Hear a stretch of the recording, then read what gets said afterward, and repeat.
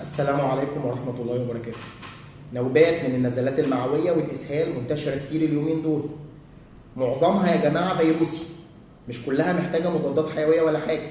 في نقطة كمان مهمة بوضحها لحضراتكم، مع الحر ده ومع العرق ومع قلة السوائل إسهال وترجيع بيساوي جفاف بسهولة جدا. يبقى رقم واحد في العلاج إن أنا أبدأ محلول جفاف حتى قبل ما أروح للطبيب.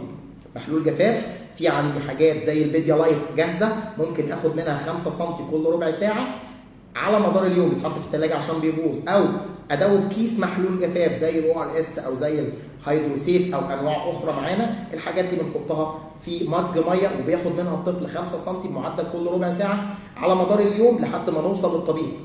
النقطه الثانيه، هدي حاجات تقلل الاسهال او تهديه. يا جماعه على فكره النزلات المعويه ممكن الاسهال يستمر معايا يوم واثنين وثلاثه واربعه، مش مشكله خالص انه يقف. اهم حاجه اعوض بالسوائل، سوائل زي شرب العصاير الكتير طبعا على حسب سن الطفل، شرب السوائل الدافيه، الشوربه، الاكل الخفيف.